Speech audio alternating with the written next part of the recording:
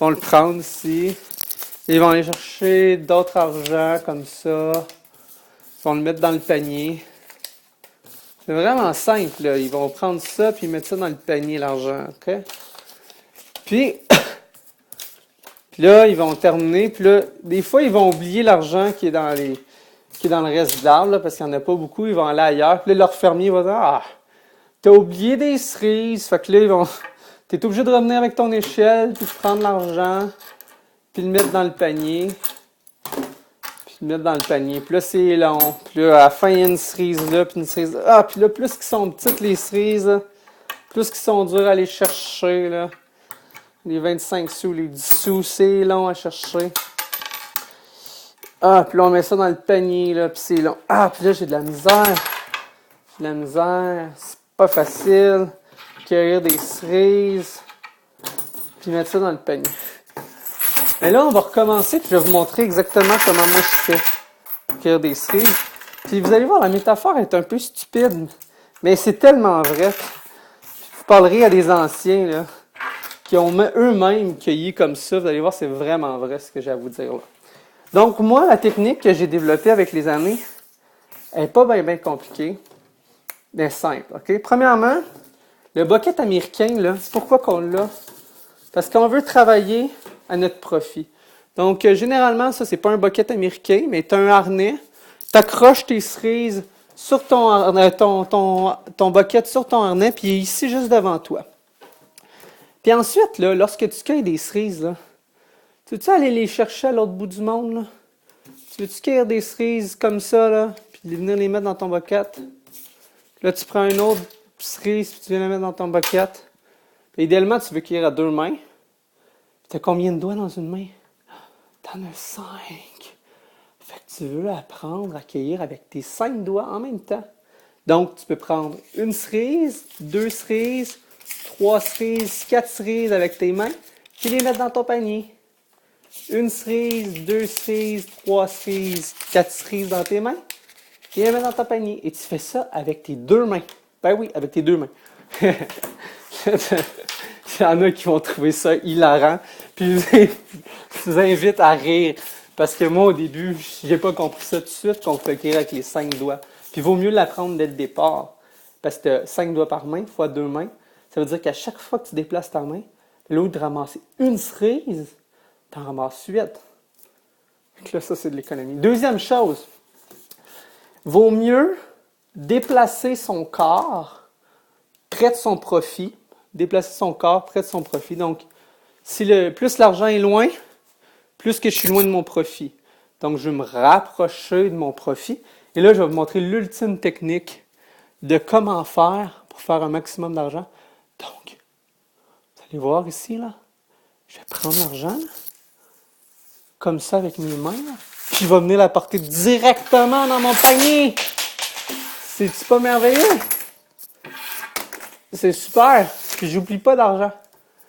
Donc, en cueillant au-dessus de son bucket tout le temps, ben là, tu fais juste prendre l'argent, tu la laisses tomber dans ton panier plutôt qu'aller la chercher et la déposer dans ton panier. OK. Là, c'est suffi, là. Ça suffit les niaiseries.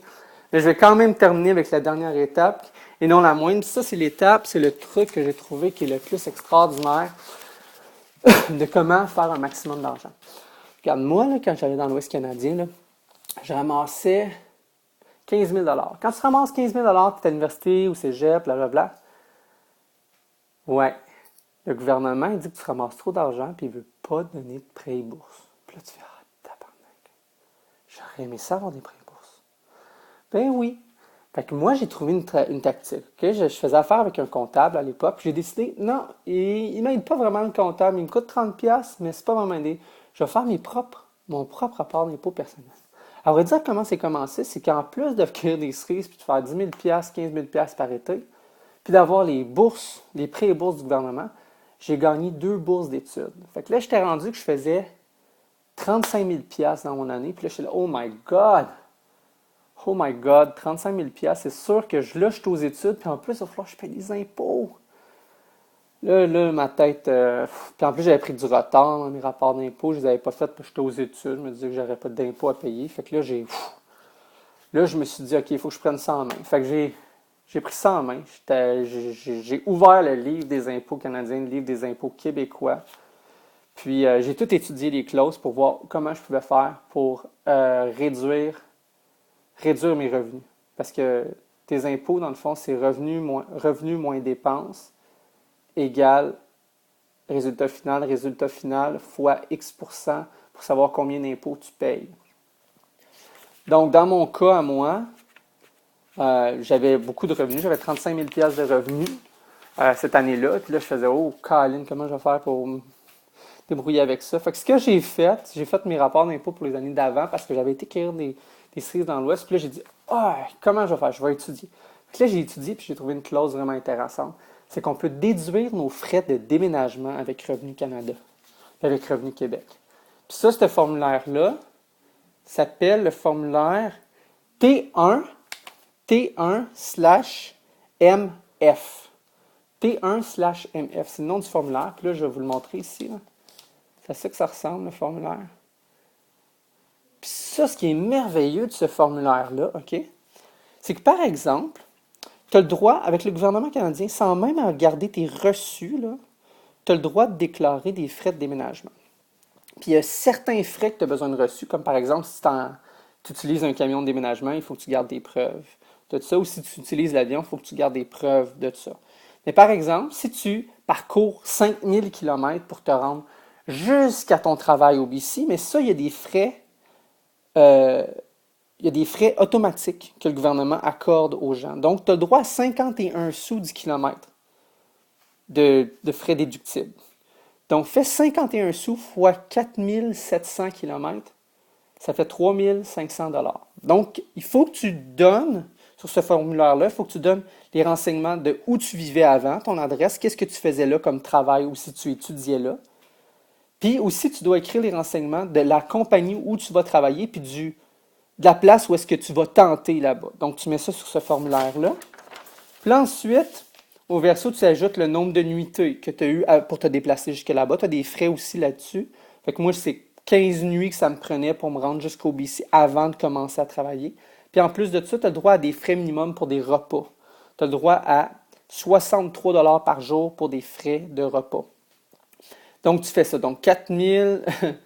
Donc, rapidement, là, 4700 km fois 51 sous, ça faisait 2700 $, plus mes frais de nuitée puis mes frais de repas. J'ai ajouté un autre 1400 $ à ça. Fait que ça faisait que j'avais des frais de déménagement net de 4300 $.